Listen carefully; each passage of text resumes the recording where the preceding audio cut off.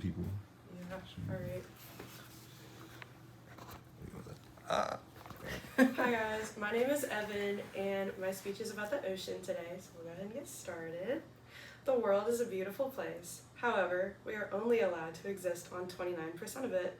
The other 71% of the globe is covered by our oceans, according to usgs.gov.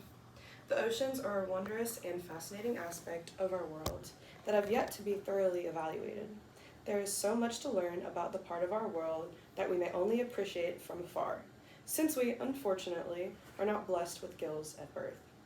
Being a qualified PADI scuba diver since I was 10 years old, I have explored my fair deal of the world's oceans.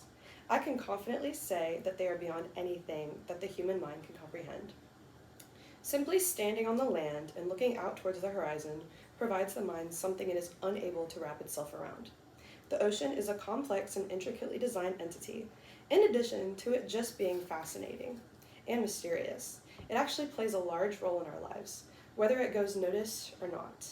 Today, I will be sharing some of the notable features of the world's oceans and some of the things concerning it you previously may not have known.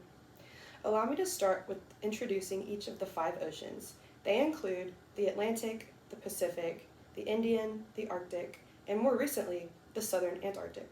Technically, however, they are all connected.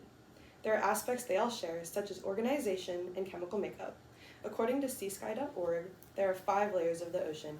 Increasing in depth, they are the epipelagic, or sunlight zone, the mesopelagic, or twilight zone, the bathopelagic, or midnight zone, and the abyssopelagic, or the abyss zone. Finally, the hadopelagic, or the trench. Each zone is home to its own unique ecosystem of sea life. Salinity, along with temperature and pressure, varies with increasing depth, which is why one layer may be suitable for one species and inhospitable for another. One example of an interesting sea creature that can only exist in the bathypelagic, or midnight zone, is the anglerfish, according to shapeoflife.org. Some may describe the anglerfish as a freak of nature due to its unsightly, scary appearance. Its large, toothy mouth and protruding esca, or lure, mark it unique when compared to other typical fish. The ocean houses many striking creatures. The anglerfish is merely one example of the amazing things it has produced. Now that we have discussed some interesting features of the ocean, allow me to bring to your attention some of the ways the ocean contributes to our everyday lives. The ocean is more involved in our daily activities than one may think. There is no hiding the fact that humans like to eat. Humans also like variety when they eat. Humans are also obsessed with their hygiene routines and staying clean. So that leaves us with the question: what does the ocean have to do with our consumption of food, other than the obvious answer of seafood, and our use of different hygiene and self-care products? According to oceanservice.noaa.gov, peanut butter is easier to spread because of an ingredient called carrageenan. Carrageenan is a polysaccharide extracted from a species of red algae. It is commonly used as a thickener in many products. Furthermore, it is used in more than just food. Carrageenan plays a part in the formation of many cosmetics, toothpaste, and pharmaceutical drugs. Now that we have explored how the ocean may be more relevant than one may think, let me expand upon that. The ocean has so much more to offer than just being a resource for our industries and production of goods. It plays an economical role as well. Tourism and recreation account for 73% of the ocean's economy's total employment and 42% of its GDP. Offshore mineral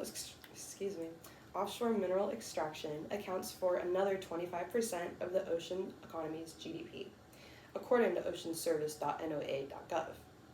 People come from near and far just to see the beautiful shores that the coastal states house. People take time off from school and work to decompress, to feel the sand beneath their feet, and to hear the sound of soft curling waves. Spring break was only a couple of weeks ago, and the beaches at Gulf Shores were packed with students looking to enjoy their time off. The beach is truly a wonderful display of what this earth has to offer. The beach is an escape from this fast-paced world. That feeling of laying in the shore and carelessly baking in the sun is something truly exceptional. Because of these qualities, the coast is a way for millions of people to secure jobs, run businesses, and thrive within their communities. The coastal cities can flourish because of their beaches, oceans, and beautiful sights. Their preferable features draw people in, simultaneously leading them into the economy and the tourism industries of the states in which they reside. So, let's review. Today we talked about some of the things you previously may not have known about the ocean. First, we learned about just how intricate and amazing the ocean is. Then we unpacked some of its generous qualities. Lastly, we discussed its importance through its contribution to our coastal cities. At the beginning of this speech, I mentioned that we exist in only 29% of this planet. And I believe we now have come to have a greater appreciation for the other 71%. Thank you.